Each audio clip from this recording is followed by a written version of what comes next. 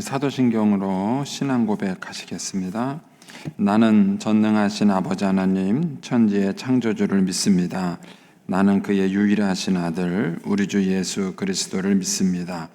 그는 성령으로 잉태되어 동정녀 마리아에게서 나시고 본디오 빌라도에게 고난을 받아 십자가에 못 박혀 죽으시고 장사된 지 사흘 만에 죽은 자 가운데서 다시 살아나셨으며 하늘에 오르시어 전능하신 아버지 하나님 우편에 앉아 계시다가 거기로부터 살아있는 자와 죽은 자를 심판하러 오십니다.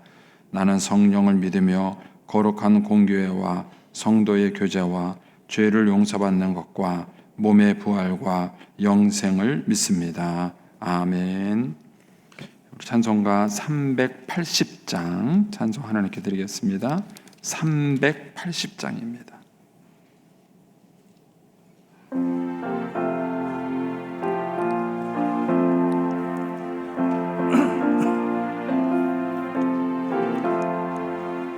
나의 생명 되신 주 주님 앞에 나아갑니다.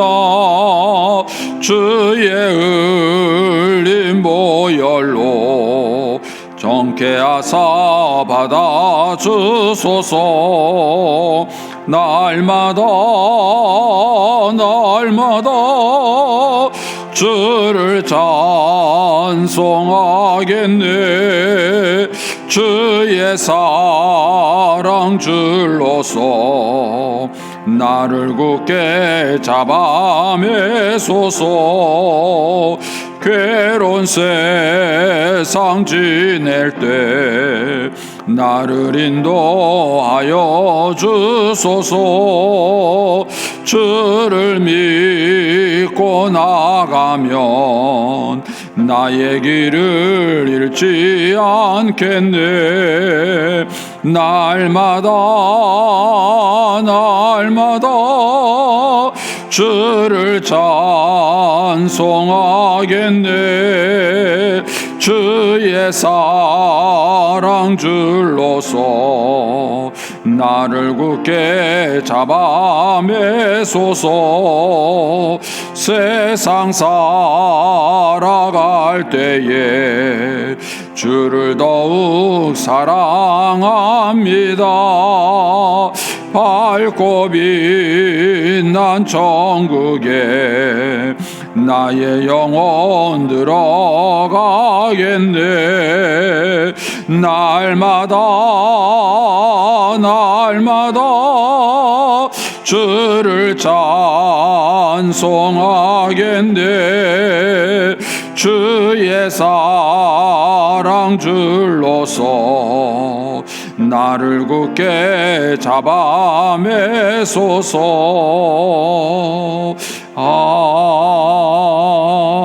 아멘.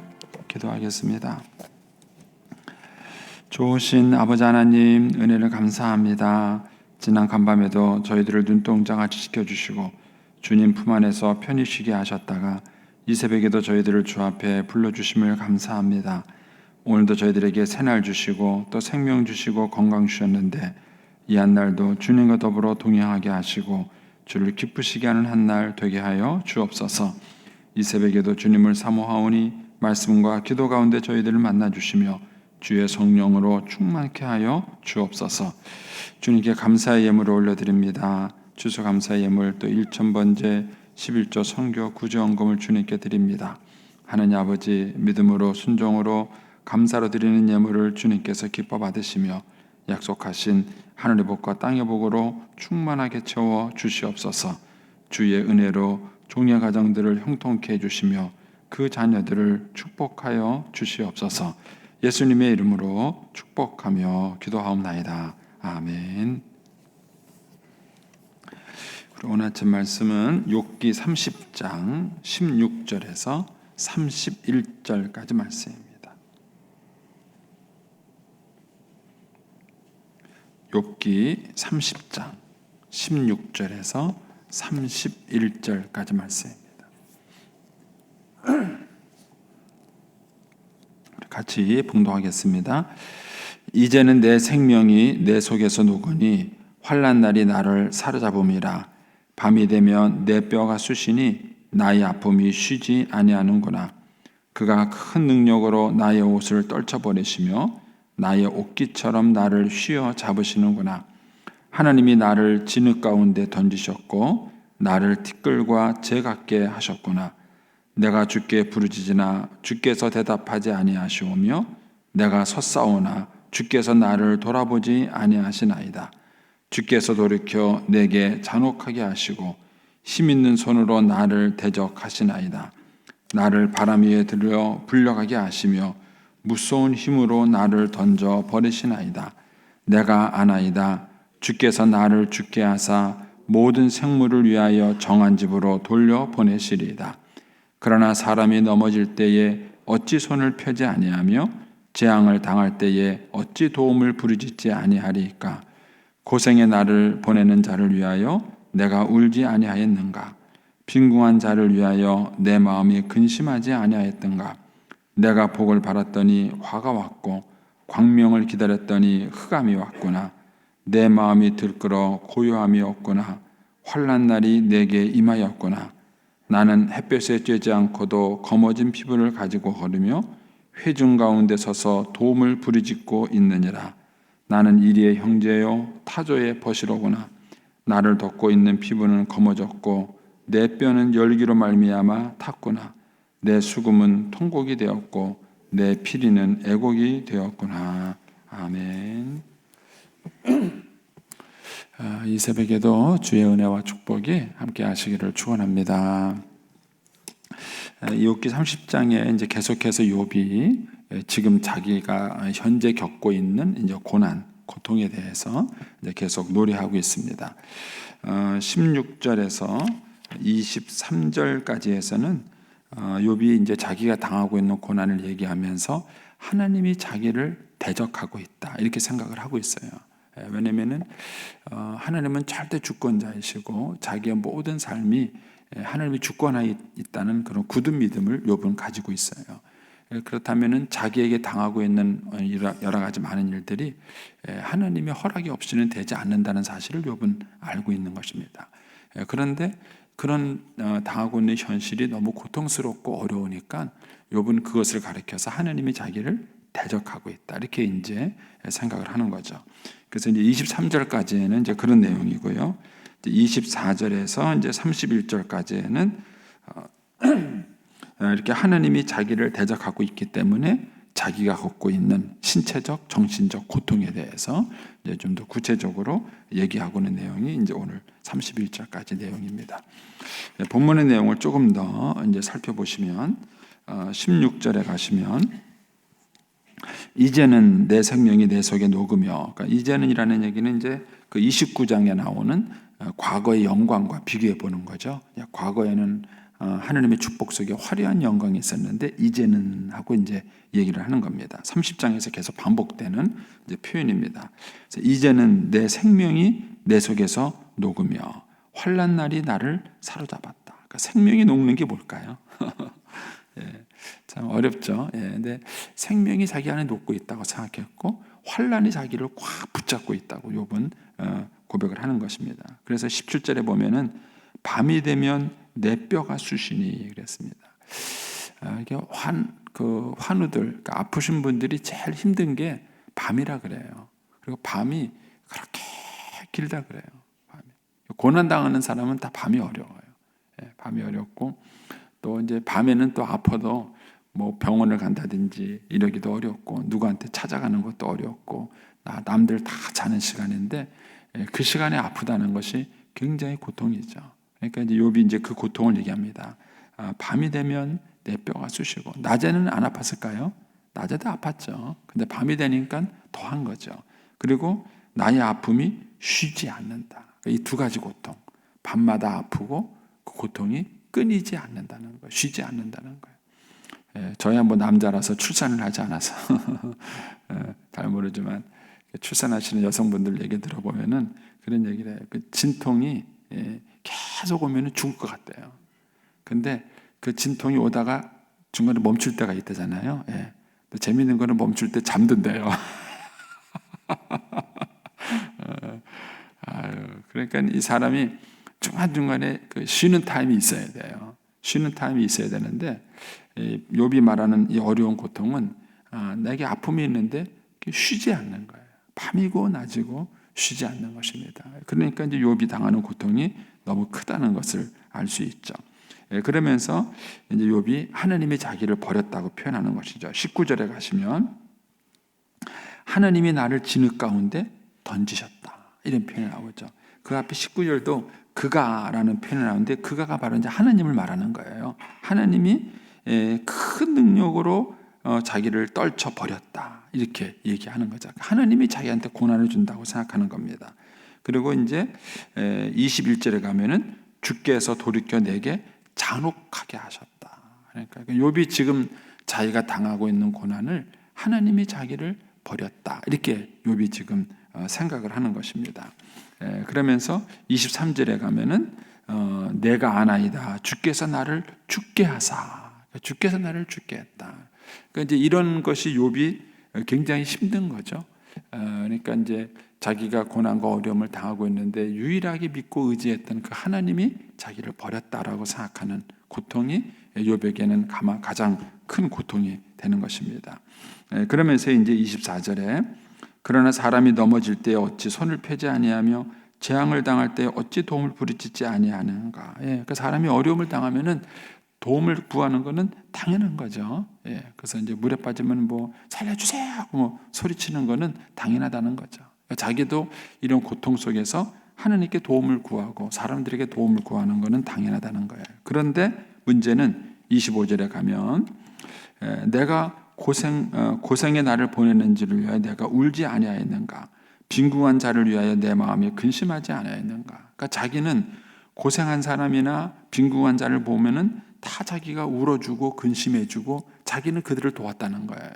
근데 정작 지금 자기가 어려움을 당해서 도움을 구하는데 아무도 자기를 도와주지 않는 거예요. 하나님도 자기를 버린 것 같고 친구들도 와서는 자기들을 돕는다는 게 오히려 자기를 정죄하고 비난하고 이런 것이죠. 그러니까 이제 욥이 이게 너무 어려운 것입니다. 26절에 가면 내가 복을 바랐더니 도리어 화가 왔어요. 광명을 기다렸는데 도리어 흑암이 왔어요. 그래서 27절에 가면은 내 마음이 들끓어서 고요함이 없어요. 그러니까 마음이 한순간도 평안함이 없는 것이죠. 그러니까 이게 이제 욥을 더 힘들게 하는 것입니다. 그래서 고난도 고난이지만 고난보다 어려운 것은 뭐냐면은 피난처가 없는 거예요. 욥에게. 만약에 우리에게 피난처가 있다면 어려움을 당해도 그래도 그나마 그 어려움을 이겨낼 수 있는데 사람들이 어려운 게 고난은 당하고 힘든데 그런 자기를 도와주고 붙들어줄 피난처가 없는 거예요. 그때가 정말 사람이 절망스러운 것이죠. 이제 욥이 그런 어려운 상황을 얘기하는 것입니다. 그러면서 29절에 가면은 나는 이리의 형제요 타조의 벗이로구나. 이리야 그 타조가 홀로 놀아요. 외로운 밤에. 자기는 이제 이런 이리의 벗이고 타조의 친구라는 것이죠. 오죽하면은 자기랑 함께 할 수 있는 사람이 없다, 이렇게 얘기를 하겠습니까? 그러면서 이제 31절에 가면은 내 수금은 통곡이 되었고 내 피리는 왜곡이 되었다. 그러니까 노래가 변해서 이제 탄식과 아픔이 됐다. 이제 이런 얘기입니다. 이제 이게 욥이 여기서 쭉 얘기하고 있는 고통이에요. 그래서 이제 일단은 우리가 이제 욥기를 계속 보면서 느끼는 거는 이제 고난 당하는 자의 심정을 우리가 얼마나 공감할 수 있는가 하는 것이고, 또 아마 이제 고난 중에 계신 분들은 이 욥기를 읽으면서 위로도 되실 거예요. 나만 이런 어려움을 겪은 줄 알았는데 욥도 이런 어려움을 겪었구나 하는 것 때문에 오히려 이제 이런 욥기를 읽으시면서 이제 그런 것들이 이제 위로가 될 수 있습니다. 저는 이제 오늘 아침에 이제 이 욥의 고통을 가지고 이제 한 두 가지 좀 같이 또 묵상을 한번 해보겠습니다. 이제 하나는 믿음의 성숙에 관한 문제예요. 지금 이제 하나님은 욥을 버리거나 외면한 것이 아니십니다. 이 모든 상황을 하나님은 다 욥을 지켜보고 계시죠. 그리고 나중에 욥을 다시 다 이제 회복시키는 과정이 있습니다. 근데 문제는 욥이 알고 있는 하나님이 요만큼하다는 거예요.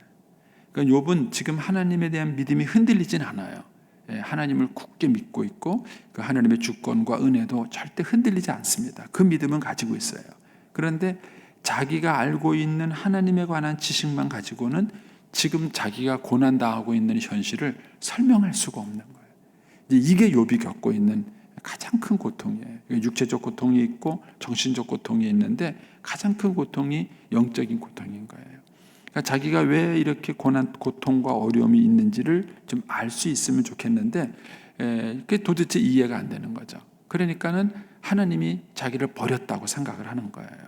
나중에서야 이제 욥이 이 모든 거를 깨닫죠. 깨닫고 난 다음에 뒤늦게 가서야 하나님의 어떤 은혜라는 사실을 그가 뒤늦게 깨닫습니다. 그래서 우리의 믿음이 성숙함을 갖는다는 게 되게 중요해요.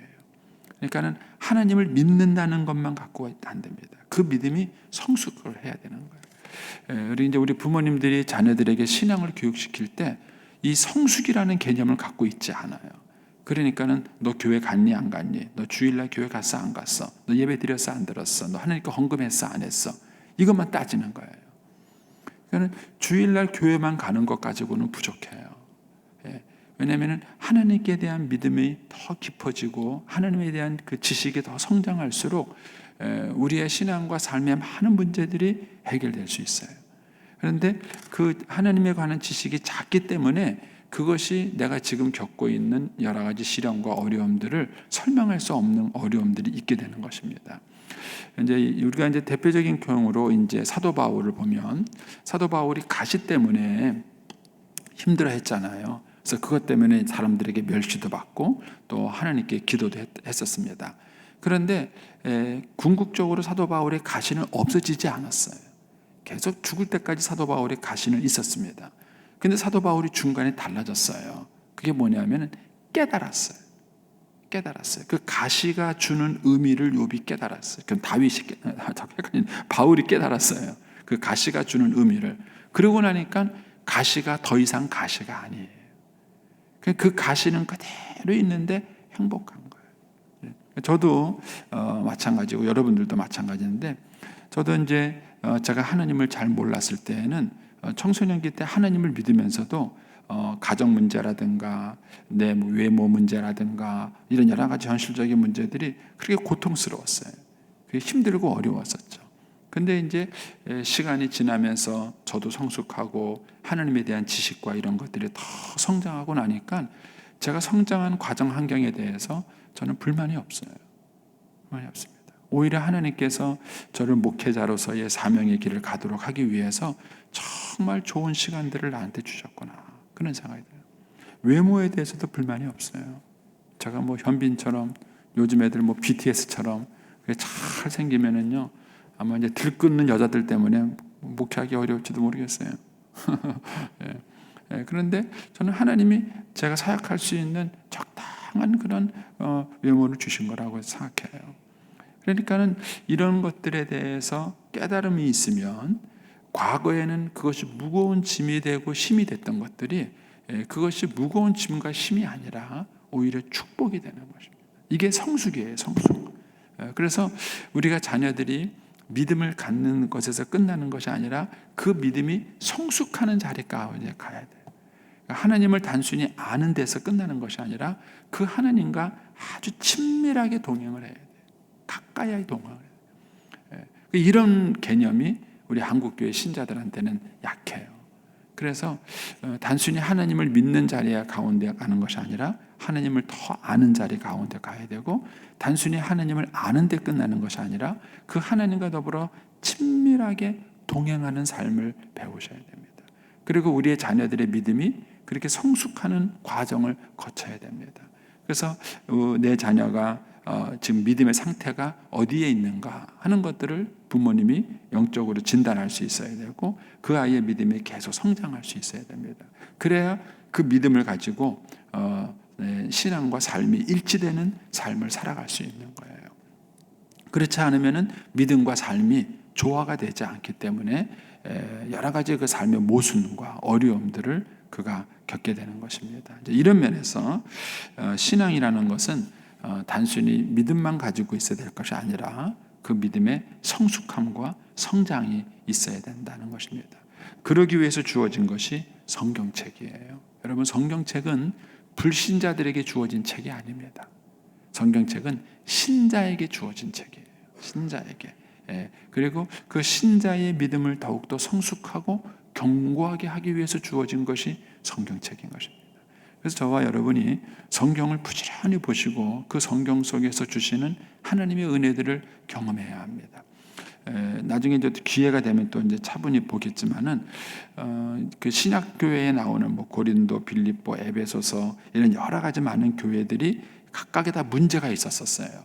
근데 그 문제가 있을 때마다 사도 바울이 그 문제를 해결하는 방법은 뭐냐면은 그들의 믿음을 성숙하기 위해서 편지를 쓴 거예요.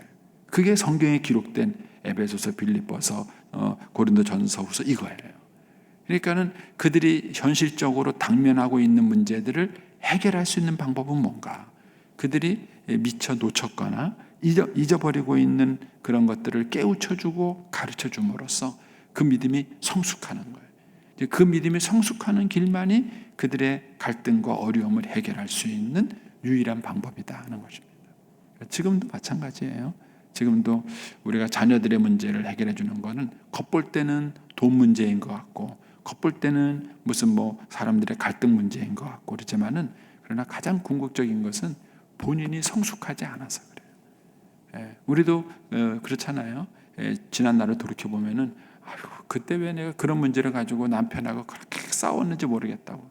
그냥 뭐 넘어가도 될 문제인데 그걸 왜 그때 그냥 아동바동하고 그렇게 싸웠는지 모르겠다는 그런 후회가 드는 것들이 있잖아요.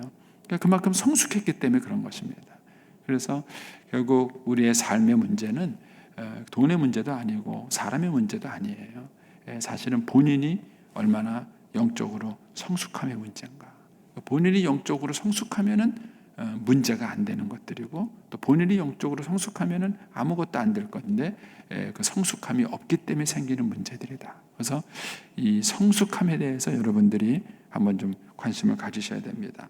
그다음에 이제 마지막 31절로 가시면 욥이 이제 이런 얘기를 하잖아요. 내 수금은 통곡이 되었고 내 피리는 애곡이 되었다. 너무 힘들죠. 과거에는 늘 하나님의 축복 속에 행복하고 평안했었는데 지금은 다 슬픔이 됐다 그러는 것이죠. 그런데 이제 주님은 이것을 또 거꾸로 바꾸시는 거예요. 그래서 이사야에서 예언해 보면은 제 대신 화근에 슬픔 대신 찬송을 이런 말씀이 나와요. 그러니까 복음이 우리 안에 들어왔을 때 하나님께서 우리 안에 하신 일이 뭐냐면은 이걸 바꾸는 거예요.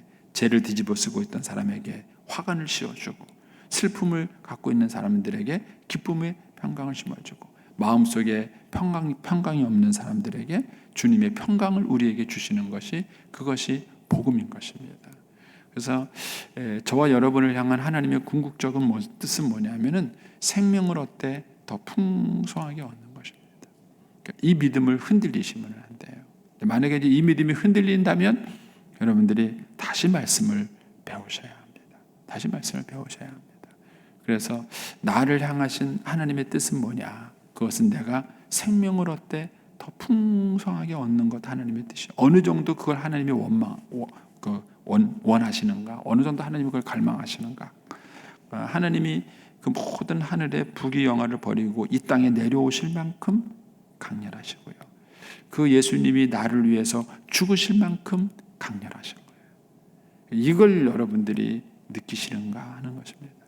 이걸 만약에 저와 여러분이 확신한다면 기본적으로 우리의 삶의 문제에 있어서 뿌리가 흔들리지 않습니다. 그것이 내 개인의 문제든 내 자녀의 문제든 어떤 것인지 간에 이 아이를 향한 나를 향한 하나님의 뜻은 내가 생명을 얻되 더 풍성하게 얻는 것이다.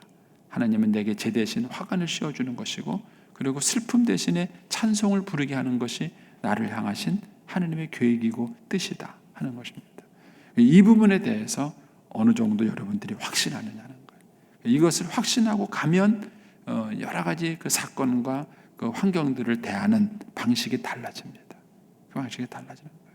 그렇지 않고 지금 내 자녀가 겪고 있는 어려움이 영원히 갈 거라는 생각이 드니까 절망스러운 거예요. 그리고 그런 문제들을 어떻게 내가 해줄 수 없으니까 더 그것이 힘들게 하는 것입니다. 그러나 이제 궁극적으로 하나님께서 이 아이를 다듬고 연단하셔서 생명을 얻되 더 풍성하게 얻는 길로 인도해 줄 것이라는 그 믿음이 우리의 삶의 방향을 세워주는 것입니다. 욥은 아직까지는 그걸 모르는 거예요. 아직까지는 그걸 모르기 때문에 자기에게 수금이 통곡이 됐다 이렇게 노래를 하지만, 그러나 하나님의 뜻은 이 통곡을 거꾸로 찬송으로 바꾸시는 것이 하나님의 뜻이다 하는 것입니다. 여러분이 오늘 한 날도 살아가실 때에 눈에 보이는 대로만 살지 마시고 그 이면에 하나님이 계획하시고 선하신 인도하심을 바라보고 사는 한 날이 되시기를 축복합니다. 기도하겠습니다. 오늘